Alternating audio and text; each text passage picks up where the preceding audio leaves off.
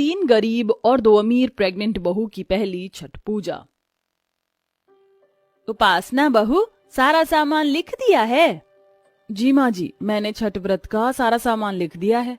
एक बार जरा पढ़कर सुना दे। दौड़ा, सूप, गन्ना, नारियल, फल, फ्रूट, मेवा, मैदा, सूजी, घी सब हो गया। इतने में परी और कीर्ति वहां आ जाती हैं। गुड मॉर्निंग मम्मी जी, क्या बात है, 10 बज गए, अभी तक नाश्ते की मेज खाली क्यों है? परी, तुम्हें नहीं पता क्या घर में छठ व्रत होने जा रहा है? अरे तो छठ व्रत से हम दोनों बहुओं का क्या लेना देना? परी बहू, ये तुम कैसी बातें कर रही हो? उपासना, बबीता, विद्या के साथ तुम दोनों भी इस घर की बहुएं हो और शादी से पहले साल ही तुम पांचों की गोद भरने जा रही, इसलिए तुम्हें भी छठ व्रत रखना चाहिए। अपनी सास की कही छठ व्रत रखने की बात से अमीर बहू कीर्ति बड़े ही घमंड में बोलती है, सासू माँ, ये सारे टैंट्रम हमसे नहीं होगा, और वैसे भी छठ व्रत बहुत ही टफ होता है, फिर हम दोनों प्रेग्नेंट भी तो हैं। पर तुम दोनों के साथ बाकी 3 बहुएं भी तो गर्भवती हैं। देखिए सासू माँ, आपकी तीनों गरीब बहुओं को महान बनने की आदत है, एंड इट्स बीन 6 मंथ। कोई बात नहीं कीर्ति, तुम दोनों को छठ व्रत नहीं रखना तो कोई बात नहीं, मैं नाश्ता बना देती हूँ। ये कहानी है गंगा की 5 बहू की, जिसमें से बबीता, उपासना और विद्या गरीब घर से ब्याह कर आई थी। वहीं परी और कीर्ति अमीर घर से थी, जिनकी शादी कबीर और प्रतीक से लव मैरिज हुई थी। हर तरफ छठ पूजा का माहौल छाया हुआ था। ये लीजिए देवरानी जी, मैंने नाश्ता बना दिया, आप दोनों खा लीजिए। अरे बहू, तुम तीनों भी खा लो, तुम माँ बनने वाली हो। हम तीनों बहुएं आज आपके साथ ही खाएंगी, आप भी जल्दी से नहा लीजिए, तब तक हम नहा खा का खाना बना लेती हैं, फिर साथ मिलकर खाएंगे। फिर तीनों गरीब बहुएं रसोई की अच्छे से साफ सफाई करके खाना बनाकर नहाए खाए की विधि पूरी करती हैं। वहीं दोनों अमीर प्रेग्नेंट बहुएं अपने कमरों में बैठी होती हैं। तभी कबीर कहता है, उपासना भाभी, विंध्या भाभी और बबीता भाभी ने छठ व्रत रखा है, तुमने छठ व्रत नहीं रखा? कबीर, तुम पागल तो नहीं हो गए? मैं प्रेग्नेंट हूँ और तुम चाहते हो कि मैं व्रत रखूं? ये नहीं होगा। शाम को गंगा छठ पूजा की खरीदारी के लिए अपनी 3 गरीब बहुओं के साथ बाजार जा रही होती है। उपासना बहू, विद्या बहू, बबीता बहू, जल्दी करो वरना बाजार में भीड़ भाड़ हो जाएगी। चलिए माँ जी। माँ जी, हम दोनों भी आ गई। मगर बहू, तुम दोनों तो छठ व्रत रख ही नहीं रही हो। सासू माँ, अगर हम छठ व्रत नहीं रख रही तो इसका मतलब ये तो नहीं कि आप हमें शॉपिंग नहीं कराएंगी। जब आप अपनी तीनों गरीब बहुओं को छठ पूजा की शॉपिंग करा रही हैं, तो हम दोनों अमीर बहुओं का शॉपिंग करने का हक भी तो बनता है। इसके बाद गंगा अपनी बहुओं को लेकर बाजार जाती है, जहाँ छठ पूजा का सजा हुआ बाजार देखकर बबीता कहती है, माँ जी, छठ पर्व का बाजार कितना अच्छा लग रहा है, कहीं नारियल, कहीं गन्ने बिक रहे हैं। इसलिए कि गंगा की तीनों गर्भवती बहुएं गरीब घर से थीं, वह अपने मध्यम वर्गीय ससुराल की स्थिति को समझती थी। इसीलिए वह मोल भाव के साथ छठ व्रत का सामान खरीदती हैं। बहू, छठ पूजा के लिए फल, फूल, दौरा, सूप सब कुछ खरीद लिया। अब चलो, मैं तुम पांचों को साड़ी दिला दूं। गंगा अपनी 5 बहू को एक दुकान में ले जाती है, जहां अमीर बहुएं कीर्ति और परी घमंड में कहती हैं, ये क्या सासू माँ, शादी के बाद ये हम 5 बहू की पहली छठ पूजा और आप हमें इस सस्ते से दुकान से साड़ियां दिला रही हैं? हम इतनी सस्ती साड़ी नहीं पहनती। अरे मगर बहू, बाकी तीनों बहू ने भी तो यहीं से साड़ी ली है ना, फिर अभी छठ पूजा में आगे भी बहुत से खर्चे होने हैं। सासू माँ, हम इन तीनों की तरह गरीब घर से नहीं है, अमीर घर से, हम उस शोरूम से साड़ी लेंगे। मगर परी, उस शोरूम में साड़ी बड़ी ही महंगी मिलेगी, मुझे वही साड़ी चाहिए। वो क्या है ना मेरी गरीब जेठानी जी, हम दोनों तुम तीनों की तरह ये 2 कौड़ी की सस्ती सी साड़ी पहनकर गंवार नहीं लगना चाहती। इस तरह दोनों अमीर बहुएं महंगे हाईफाई से शोरूम से साड़ी खरीदती हैं।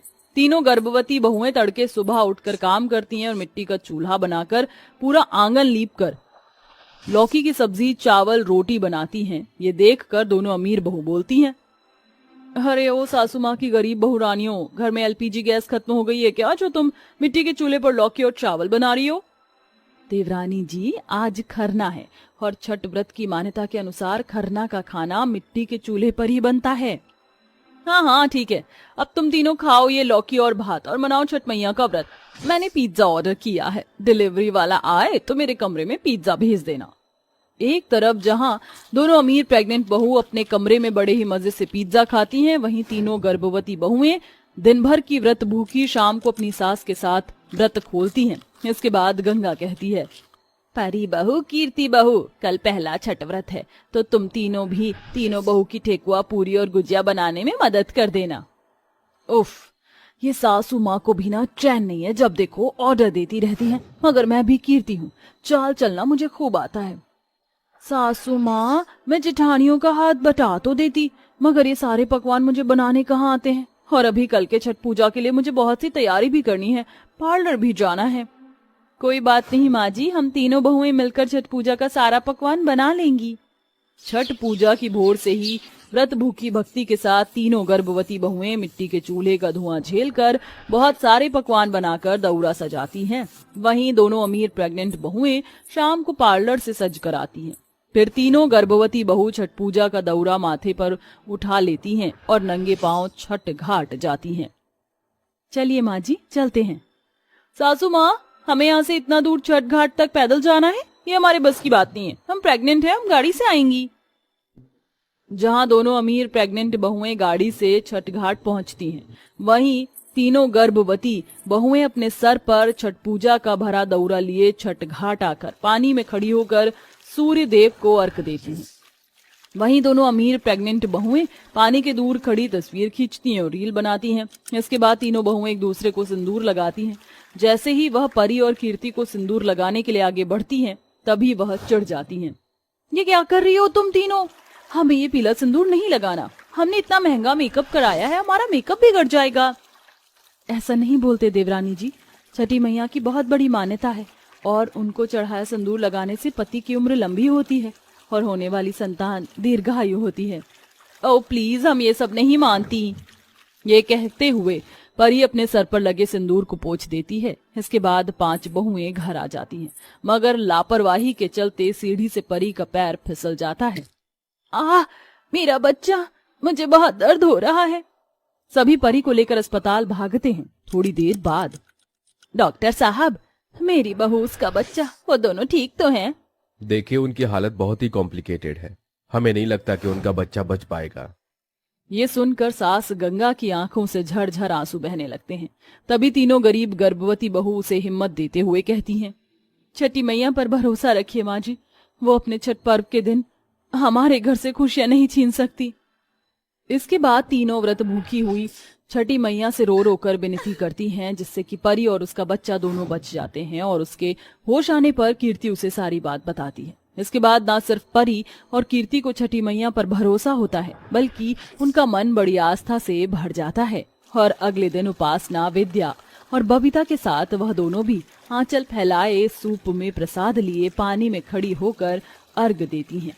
हे छठी मैया, मैं आपका धन्यवाद देती हूँ जो आपने मेरी कोख उजड़ने से बचाया, इसलिए ये जोड़ा सूप का प्रसाद मैं आपको अर्पण कर रही हूँ। इसके बाद तीनों बहुएं अपनी सास को भर मांग सिंदूर लगाकर पांव छूती हैं। दोनों अमीर प्रेग्नेंट बहुएं भी अपनी सास के पांव छूकर कहती हैं, माँ जी, हम जानते हैं अमीरी के घमंड में हमसे बड़ी भूल हुई है, मगर अब मैंने पूरी तरह से छठी मैया के छठ पर्व की मान्यता और उनकी दया को अपने पर होते हुए देखा है। अपनी बहू की मांग में भी ये सदा सुहागन रहने के सिंदूर भरकर हमें आशीर्वाद दीजिए। परी बहू, कीर्ति बहू, आज मैं बड़ी खुश हूँ क्योंकि मेरी 5 बहुओं ने छठ पर्व किया है। दूधो नहाओ, पूतो फलो। गंगा दोनों प्रेग्नेंट बहू को छठ पर्व का पीला सिंदूर लगाती है, जिसके बाद 5 प्रेग्नेंट बहुएं छठ घाट पर अपने दौरा में से भक्तों को ठेकुआ, गुजिया का प्रसाद बांटती हैं और 5 बहुओं की छठ पूजा खुशी से बीतती है।